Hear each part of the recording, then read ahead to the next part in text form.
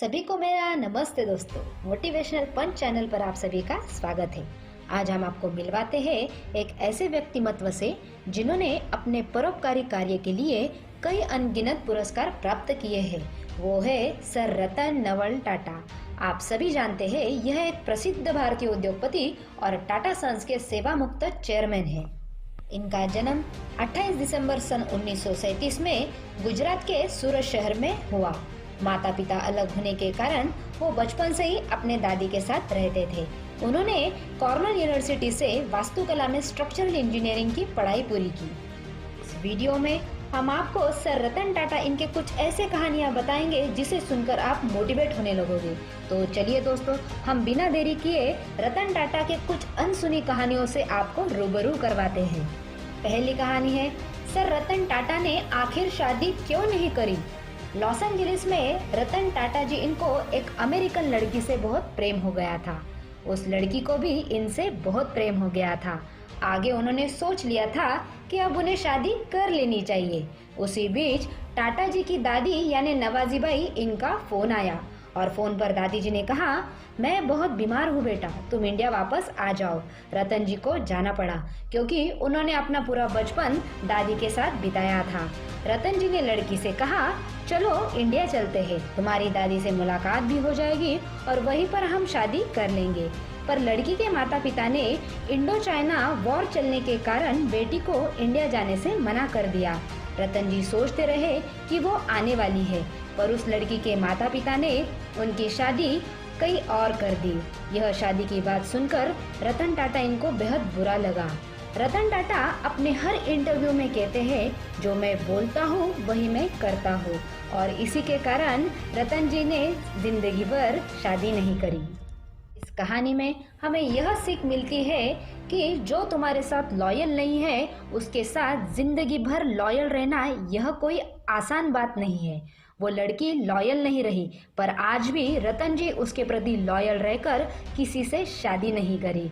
वो कहते हैं ना, वही इंसान सबसे शानदार और जानदार होता है जिसके इरादे नेक और ईमानदार होते हैं। रतन जी के अगले कहानी में हमें यह सीखने मिलेगा कि leadership is not position, it is an action.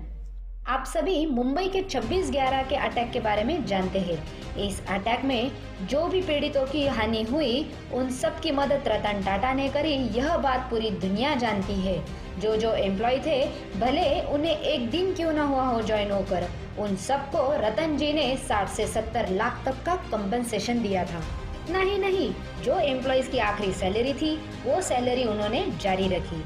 Employees के परिवार वालों के लिए, बच्चों के लिए, उनकी पढ़ाई, हॉस्पिटल, शादी, इन सब की जिम्मेदारी रतन जी ने उठाई।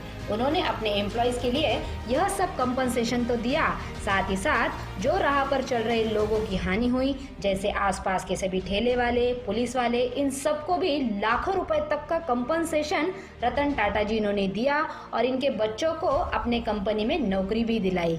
इतना सब रतन टाटा जी ने केवल 20 दिनों में कर दिखाया दोस्तों। जहां अजमल कसाब को आइडेंटिफाई करने वाली बच्ची देविका को सरकार ने सन 2020 तक भी कोई कंपनसेशन नहीं दिया।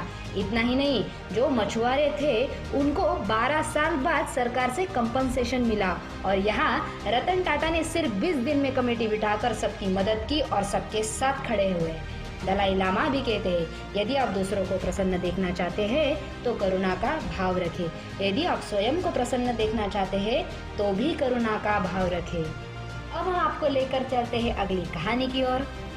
एक बार रतन टाटा ने 26/11 हमले के बाद ताज होटल ठीक करने के लिए दुनिया भर में टेंडर निकाला।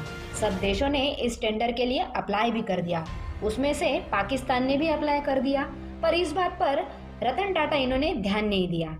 यह दो बड़े बिजनेसमैन जो पाकिस्तान के थे, बिना अपॉइंटमेंट लिए इंडिया आ गए और रतन टाटा से मिलने की गुजारिश करी, पर रतन टाटा ने इनसे मिलने से मना कर दिया क्योंकि वह 26/11 की बात भूले नहीं थे। यह दो बड़े बिजनेसमैन एक मंत्री के पास चले गए और उनसे रिक्वेस्ट करी कि भाई हमें यह टेंडर दिला दीजिए। उस मंत्री ने टाटा जी को फोन लगाया और कहा, आप इन्हें टेंडर दे दीजिए, एटलीस्ट एक मीटिंग तो दे दीजिए। तब रतन टाटा ने जवाब में कहा, तुम बेशरम हो सकते हो, मैं नहीं हो सकता, पाकिस्तानियों को मैं धंधा नहीं दूंगा। जुनून आपसे वो करवाता है जो आप नहीं कर सकते, हौसला आपसे वो करवाता है जो आप करना चाहते हैं, और अनुभव आपसे वो करवाता है जो आपको करना चाहिए। रतन टाटा कितने बड़े देश प्रेमी हैं, ये आपको अगली कहानी से साफ हो जाएगा दोस्तों। एक बार हार्वर्ड के अंदर सभी प्रोफेसर बैठे थे, उनमें चर्चा चल रही थी।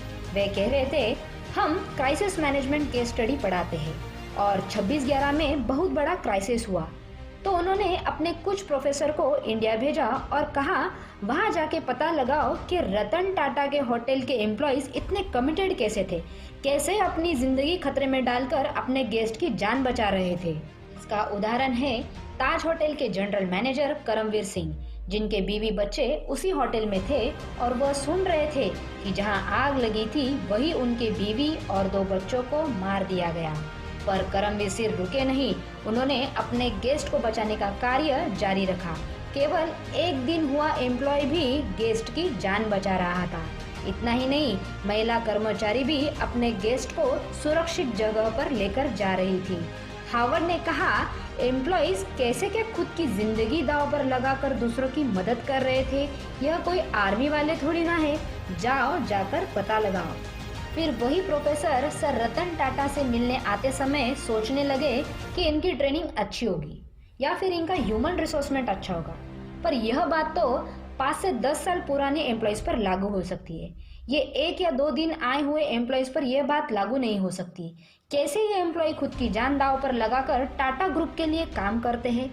आखिरकार उनकी मुलाकात रतन टाटा जी से हुई। उन्होंने कहा, कैसे आपके एम्प्लॉय इतने लॉयल है और आपके कंपनी के लिए जान देने को भी तैयार है। तो रतन टाटा ने कहा, हम इंटरव्यू के दौरान ही उसको हायर करने से पहले उसके कैरेक्टर और उसके इंटीग्रिटी को देख लेते हैं। इंटरव्यू के दौरान ही हम ऐसे लोगों को लेते हैं जो ईमानदार है। हमें ईमानदार लोग ही चाहिए, बाकी काम करना हम उन्हें यहाँ सिखा देंगे। उनका मानना यह है कि जो अपने देश के लिए अच्छा है वही उनके कंपनी के लिए भी अच्छा है। वाह टाटा जी, आपने और आपके एम्प्लॉइज ने यह दुनिया को बता दिया है। दे सलामी इस तिरंगे को जिससे तेरी शान है, सर हमेशा ऊंचा रखना इसका जब तक तुझ में जान है। तो दोस्तों, उम्मीद करते हैं आप सभी को यह वीडियो पसंद आया होगा। हम आपको ऐसे ही प्रेरित करने वाले किस्से आपके सामने लाते रहेंगे। सर रतन टाटा इनके कई अनसुनी कहानियों के साथ हम आपको अगले भाग में जरूर मिलेंगे। आपका समय हमारे लिए बहुमूल्य है। धन्यवाद। जय हिंद। सभी को मेरा नमस्ते दोस्तों। मोटिवेशनल पंच चैनल पर आप सभी का स्वागत है। आज हम आपको मिलवाते हैं एक ऐसे व्यक्ति